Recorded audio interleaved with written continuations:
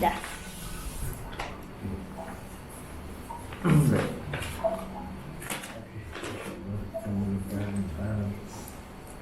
Sedikit sesi kita penuhi dengan sesi tazkirah. A'udzubillahi minasyaitonirrajim. Bismillahirrahmanirrahim. Alhamdulillah rabbil alamin. Wassalatu wassalamu ala mursalin wa ala alihi wa sahbihi ajmain. Rabbi shrah li sadri wa yassir li amri wahlul 'uqdatam min lisani yafqahu qawli. Allahumma salina nikmataka wa anshur alaina min khaza'ini rahmatika ya arhamar rahimin. Bismillahirrahmanirrahim. Asyhadu wa zaharaka Allah wa sabata Allah wa nafahaka Allah tawakkatu ala Allah ma sya Allah. La hawla wa la quwwata illa billahil aliyyil azim. Jadi kita berjumpa lagi dalam sesi majlis tazkirah tawajuh, yang mana pengisian dan pencerahan sedikit ilmu tasawuf, sedikit pencerahan tentang apa yang kita buat, apa yang kita amalkan. Jadi supaya tak terlalu lah, tak makan-makan dia tawajuh je, ada sesi tempat tu dia makan-makan balik. Jadi kesian dah kepada murid yang duduk dalam majlis begitu kan, dia tak tahu apa dia buat.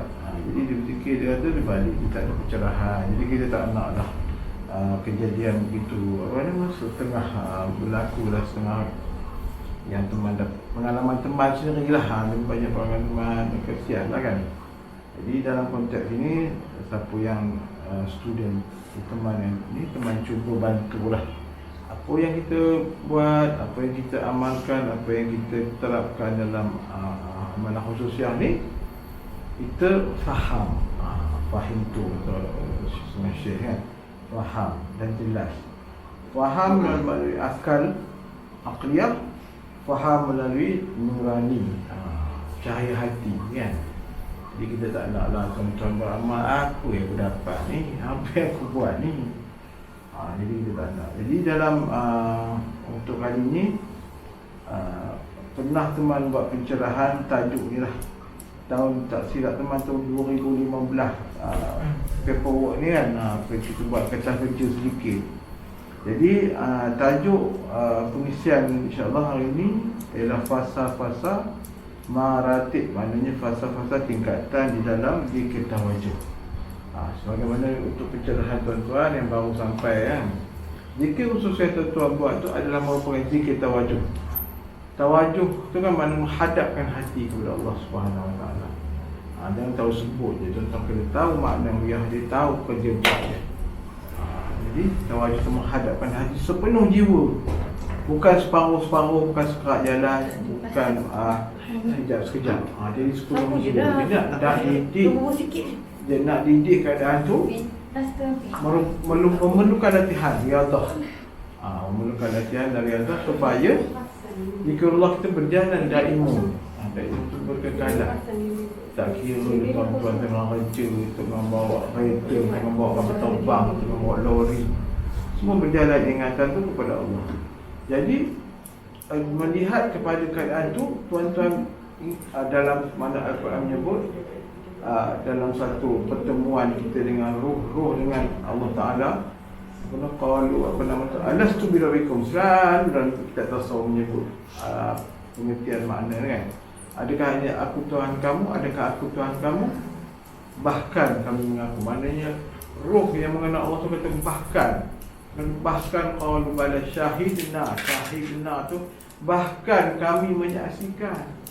Jadi tuan-tuan dulu telah mengaku bahawa Allah tu Tuhan. Jadi macam mana kita sekarang ni sampai ke dunia boleh lalai?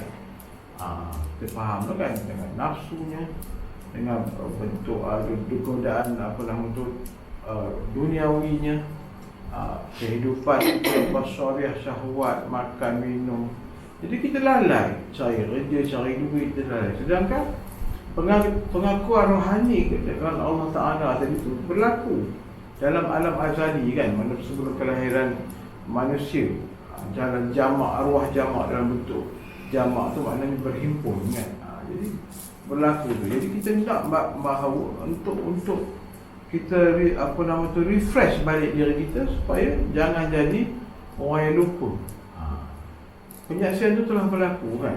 Jadi kita melihat bila kita gali dengan jalan ni, jalan Arifillah ni, dengan mata pelajaran zikir, dengan mata pelajaran murakabahnya, insya-Allah kita akan kembali kepada pemahaman tahqiq waktu kita di alam azali tersebut.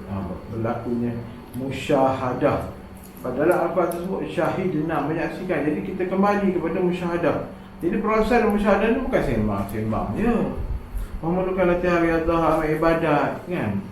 Memerlukan pengorbanan kan. Jadi selain daripada kita ibadat tu, kita nak membersihkan hati supaya dapat clearly balik menyaksikan sebagaimana dalam alam azali tersebut kan. Okay, jadi kita teruskan dengan pengisian ni. Peringkat yang ada fasa pertama, fasa mula. Bagi baca perjalanan ni, dia ada permulaan kan. Jadi sebuah peringkat fasa mula yang ini mubtadi. Yang ini dalam stage ini, hati ini masih berada dalam keadaan hati berperang dengan bisikan-bisikan dan gangguan syaitan dan al-khannas, serta dan nur zikrullah yang cuba dicetuskan di lataif qalbi. Mana tuan-tuan bila anda alamat amalan ni, bila nak memulakan zikir qalbi, zikir latifatul qalbi itu berperang antara bisikan dan gangguan. Berperang antara syaitan khannas dan nur zikrullah. Umpama kata tu latifatul qalbi itu berada dalam umpama zon perang. Sekejap ini menang, sekejap ini kalah, sekejap syaitan menang, sekejap nur hati kita kalah, sekejap nur hati kita menang. Begitu keadaan ni. Yang mana dalam zon ni dikatakan zon merah lah, hati kita berada dalam zon merah. Itu keadaan, maknanya nisbah mendekatkan faham.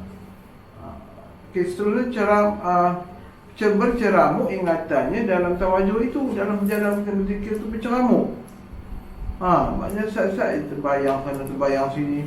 Dan ingatan kurniaan yang telah dilaluinya bersifat siur dengan lintasan al-khatir, terutamanya al-khatir syar dengan al-khatir yang ni, yang khatir yang buruk-buruk. Khatir syar, khatir yang buruk, keraguan antara zon, syak dan was-was, berperang macam tu. Jadi kita tak nak kita ni berada dalam khatir syar. Berperang, sekejap yakin, sekejap tak yakin betul kita buat ni, betul amalan ni kan. Jadi kita tak mahu itu. Itu maknanya bila kita buat tu teruskan saja berzikirullah. Bersifat di tasal al-khatir, iaitu khatir syar, khatir yang buruk. Okey. Umpama terbayang segala sesuatu yang tak ada nisbah kepada nur zikrullah, banyak daripada anasir-anasir unsur-unsur ghairullah dan kelalaian. Ada banyak lebih daripada kelalaian. Dia tak dapat bila menghujam kalimah Allah tu, dia masih tak menetap. Masih tak menetap, bergoyang sana, bergoyang sini. Hati dia masih dalam keadaan syak, zan dan was-was. Tapi teruskan zikrullah, tak ada masalah. Kan perang kan. Move on je. Kemudian tubuh badannya bercuaca panas, habuk dan besar, resah, gelisah. Itu keadaan cuaca badan. Dia cuaca hati itu membawa kepada cuaca tubuh. Dia ada relate, dia ada connection antara keduanya. Bahasa body kata orang tu, bahasa tubuh membawa kepada keadaan hati kita. Bagaimana keadaan hati, condition hati kita. Kemudian jiwa dan fikiran tidak mencapai titik fokus. Memang tak capai. Saat-saat zikir tu dia rasa masuk ke qalbi, saat-saat dia melayang ambil belah-belah lain. Dia tak meletak. Dia masuk, dia rasa pelanting. Dia rasa macam umpama daun geladi kan. Berlaku. Memang ada berlaku. Saat ni kita sembang ni. Jiwa dan fikiran tidak mencapai, tak menyatu fokus dia kan. Kemudian berada di antara tenang dan gelisah, berpindah-pindah hatinya antara dua hal keadaan tersebut. Melafazkan ismu zat, yakni Allah, tetapi tidak mampu menghadirkan makna, yakni maknawiyahnya kepada daripada sifat-sifat kebesaran Allah. Sebut Allah, tapi tidak ada rasa haibah, jazbah. Sebab dalam Al-Quran menyebut, apabila orang beriman itu, apabila disebut nama Allah, maka bergementarlah hatinya. Bukan kita rasa bergementar-ketak ke, bukan. Gementar tu rasa haibah kebesaran Allah tu ternyata. ternyata dia rasa di dada dia, di qalbinya, kan. Nanti kita tak mau bila sebut nama Allah, tuan-tuan tak berasa apa, sebut nama tu, sebut nama lain kereta Honda ke Proton, rasa sudu tu sama. Kita tak mau bila sebut nama Allah, kita dapat hadirkan makna. Bila sebut nama Allah, atau kita dengar kalimah Allah daripada orang lain, kita rasa energi dia, gemetar hati tu berlaku tu. Kita nak tahu kita orang beriman tak beriman, dalam Al-Quran menyebut orang beriman itu apabila disebut nama Allah maka bergemetar hatinya. Kalau tuan-tuan sebut nama Allah pun tak ada berasa apa, hati-hatilah, jaga-jagalah. Kita kata amal dan kedekat tu, kan. Okey. Ketetapan zikrullah tidak mampu menetap bertahan lama pada masuknya titik di latifatul qalbi yang terhujam dalam kalimah ismu zat. Maka dia tidak memberi bekas kalimah Allah tu, sedangkan yang memberi bekas adalah Allah Ta'ala, bukan selain daripada Allah. Kita hunjam, umpama kata batu lah. Tuan-tuan, kita kata kalau kita hati batu, titik ayat tu setitik berterusan kita melekuk batu tu dengan ayat. Tu biasa kita tengok anasir alam yang Allah Ta'ala tunjukkan. Batu tu dekat sungai, kalau menitik ayat tu berterusan, batu tu berlekuk. Menunjukkan begitulah kaitan zikirullah kita. Jangan kita rasa cemoy, kita rasa tak maulah zikir tak jadi. Itu berlaku. Ini cerita fasa hati apa, Ramad Muqtadi. Bagi tuan-tuan yang lama mungkin ada kesalahan, ada kesan, ada perubahan. Alhamdulillah, syukur. Cuma kita cerita setiap orang yang baru-baru ni memang begini keadaannya. Fasa katakan maratib tingkatan, kan. Maknanya ketingkatan hati dalam orang yang bersolid dalam beramal dengan zikir tawajuh ini, zikir al-khafi. Kita tak tertentu zikir zahir, zikir jihad, nak bergerak badan, kita sentuh itu kata orang uslub masing-masing. Tidak ada pula kita teman anti orang berzikir kuat, tak ada. Sama dia punya sokongan kita meraihkan syiar Islam, itu tak kisah. Cuma dalam bab konteks ajaran kita, ajaran Aqidah Nasyabandi Khalidi, dia beza sikit lah. Kita bagi yang dah jazam dengan ni, dah ambil sanad jalan-jalan ni, dia akan merasai. Tapi jangan tolong tuan-tuan dan perempuan yang dah baru, jangan dok compare dengan jalan Aqidah lain. Ya, ini lagi baik menjalan. Bila bertemu dengan orang tarik lain, orang jalan Aqidah lain, raihkan. Tak waimah dia tabligh ke, waimah dia qadiriyah, waimah dia nasyabandiyah, waimah dia apa nama tu Ahmadiyah ke, Syaziliyah ke, macam-macam lah jalan yang mutabar. Tuan-tuan jangan compare. Jumpa raihnya bagus. Kita tak mau permusuhan di antara satu satu syahadah, kan. Tak payah. Jangan buat perangai lagu tu, no. Okay. Kemudian masih dalam keadaan mengira-ngira Allah yang cuba dicetuskan di lataif qalbi. Mana bila buat tu rasa berat, sekejap okey, sekejap dengar bisikan, sekejap dengar lagu, sekejap dengar terbayang macam-macam. Ini semua orang alami. Maksud saya sendiri waktu mula-mula, kan. Jadi maknanya bila tasbih pada tangan yang ditumpukan kepada mengira. Kadang-kadang dia bila dah duduk baru tu, dia nak target 5,000 contoh sehari semalam ke 500 ke, maksimum 5,000, kan. Dia duduk fokus, aku nak ambil berapa ribu lah. Dia dalam yang terjadi, yang jadi sedikit tipu daya tu, dia fokus pada mengira. Mengira zikir berapa dah, 1,000, 2,000. Kita tak nak begitulah kadang. Sedangkan sebenarnya hakikat tasbih tu adalah menggerakkan riadah untuk menggerak iradah kepada zikirullah, bukan untuk mengira, kan. Ada kawan yang tanya, Ustaz, saya guna tu kalkulit yang nombor tu boleh tak? Dia kira nak nombor. Teman kata jalan sanad ni berdasarkan teman terima tasbih yang berat yang bulat-bulat tu yang 100. Jangan kita nak ubah kalkulit, kan. Sebab kita bukan nilai pada jumlah. Sedangkan jumlah tu adalah riadah supaya kita mencapai kecukupan. 5,000 tu dari segi penggalian orang ahli sufi mengatakan bahawa kalimah ismu zat di dalam Al-Quranul Karim, alif lam lam ha itu telah dikira oleh ulama mengandungi 5,000 kali disebut dalam Quran. Jadi kita meletakkan latihan riadah kita, nama Allah tu disebut 5,000 kali sehari semalam.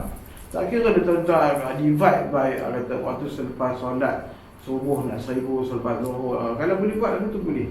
Kemudian disambung antara subuh dengan zuhur tu, bawa kereta kita berzikir. Jadi sebenarnya 5,000 lebih tuan-tuan dapat.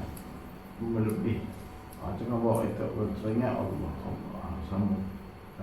Dia ada rahsia lagi pula bila tuan-tuan dah nak ambil tadbiyah tu, nak bersuluk, dia ada konteks lain pula.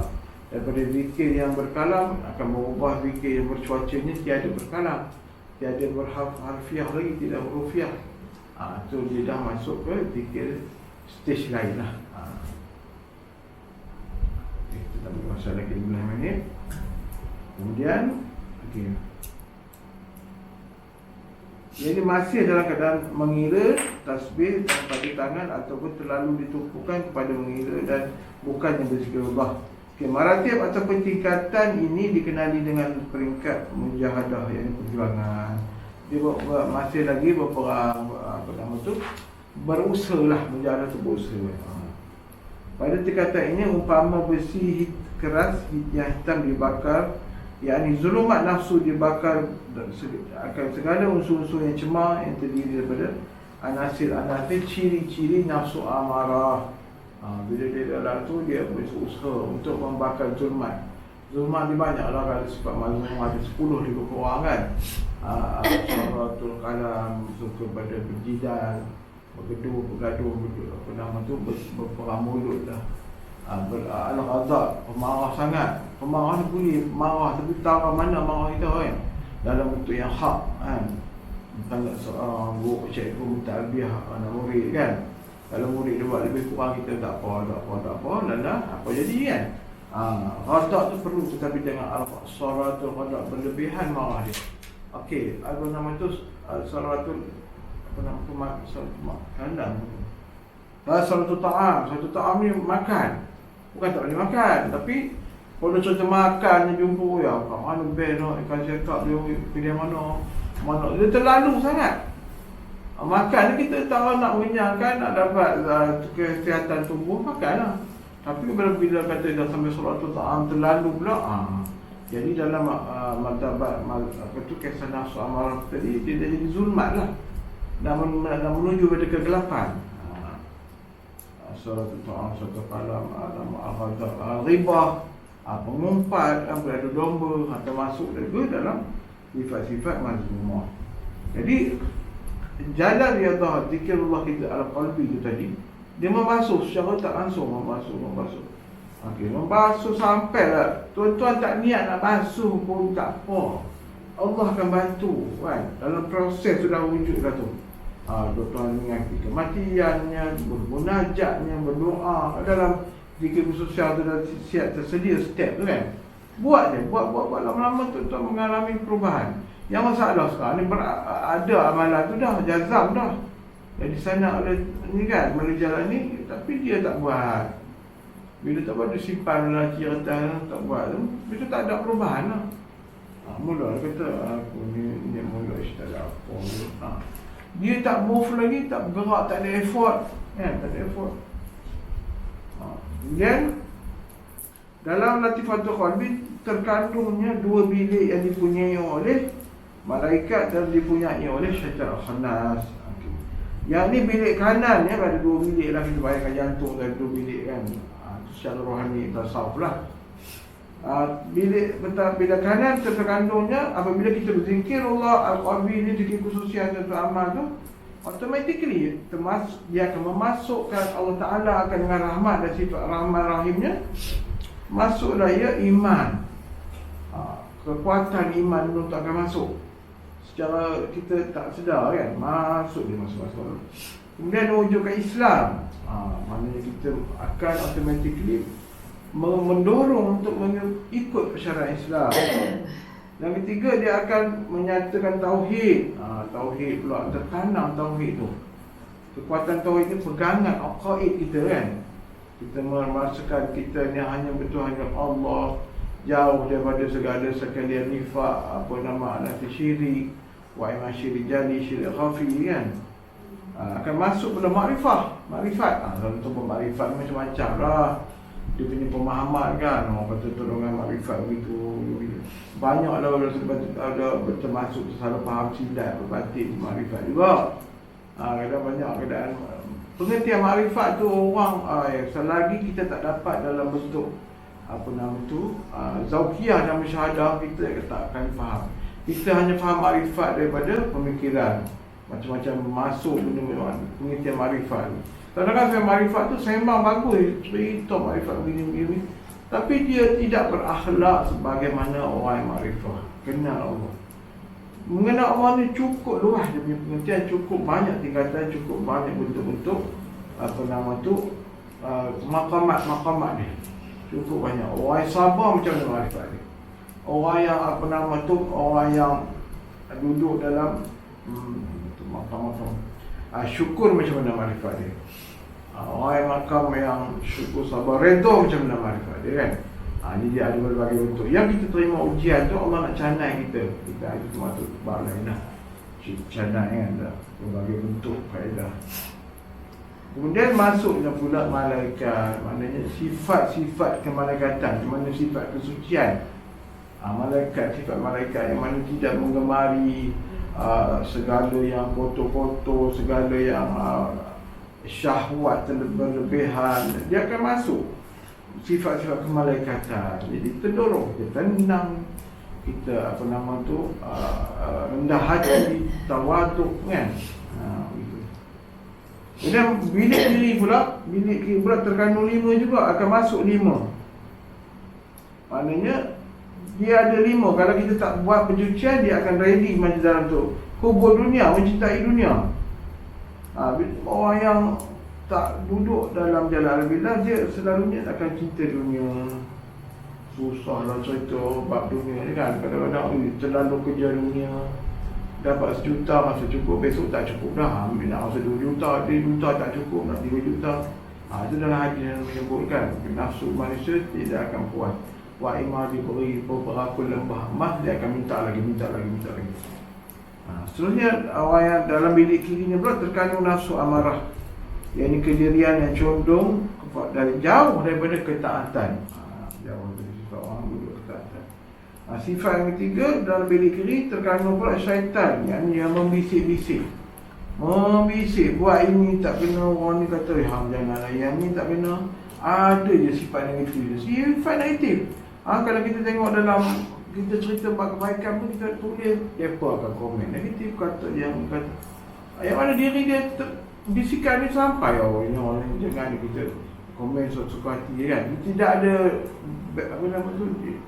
pembahagi untuk menghalang dia daripada mengerjakan nifak dan keburukan kan.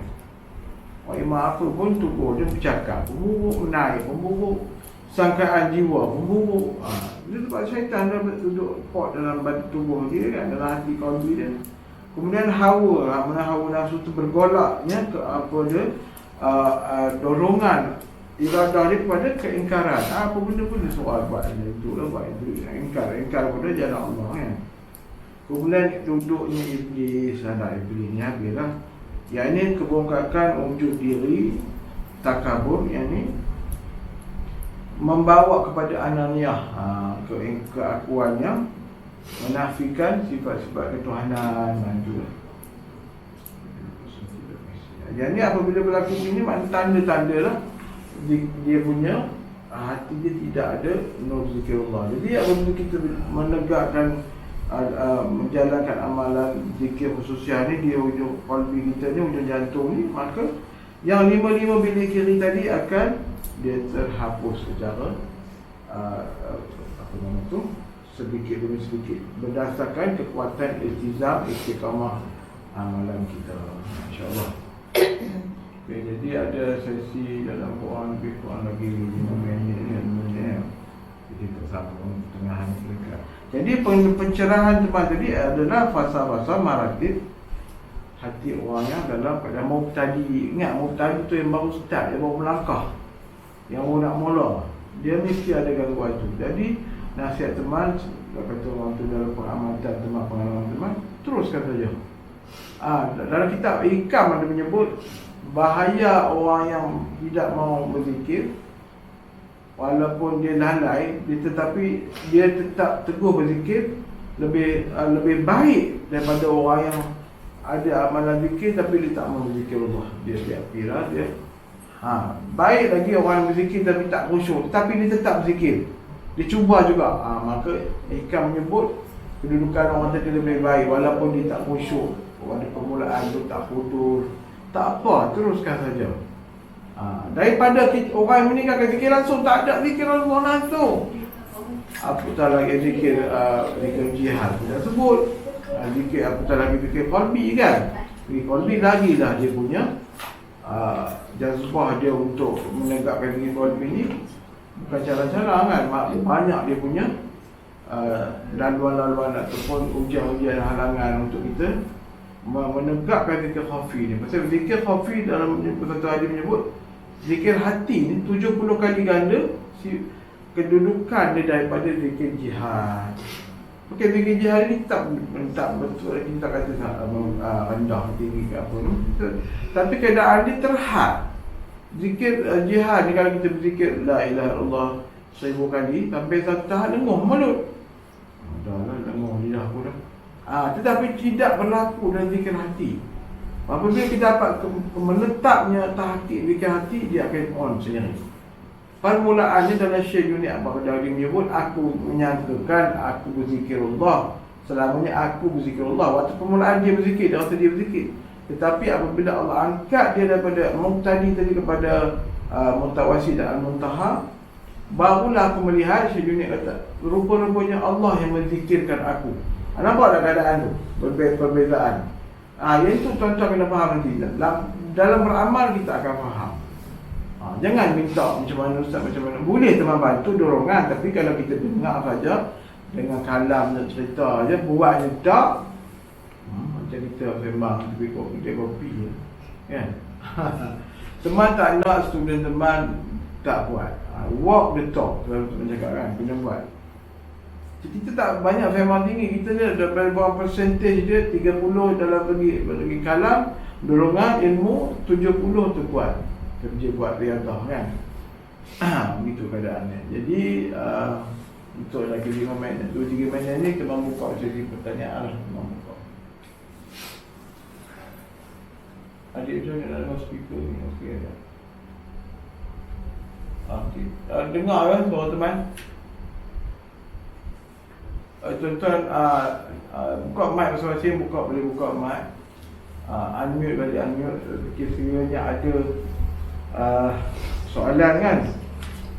Soalan boleh ni ada 2-3 minit lagi ni, jangan sia-siakan. Terutama kalangan kawan-kawan yang baru. Jadi jangan segan silu lah nak tanya Ni macam mana? Ada suara ni? Tak dengar suara. Cuba cakap suara Haji tak cakap ni. Haji dengar suara teman lah. Dengar. Semua teman nak dengar suara demo ni tak ada. Ada persoalan ke? Ada pertanyaan sikit ke banyak macam mana?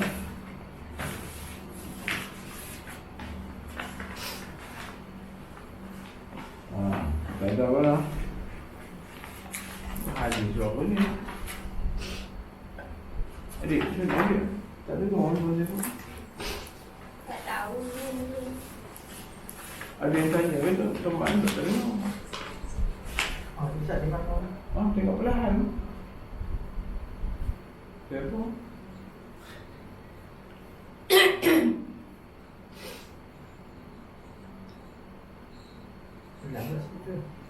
Siapa speaker dia? Tak dengar. Allah Akbar. Jadi teman tak dengar ni, tak dengar macam mana? Tengok. Tak tahu. Macam mana nak buat lah? Ada kat mana dia punya silapan? Okey. Cuba cakap lagi sekali. Hello? Dah tahu apa yang tanya tadi? Cuba cakap. Ulang soalan, cuma tengok apa pintu ni. Dia dapat lah. Tadi ada persoalan teknikal. Okey, jadi siapa yang bertanya tu tolong repeat balik. Minta maaf. Tadi Ismadi. Ismadi. Tidak. Ya, sila.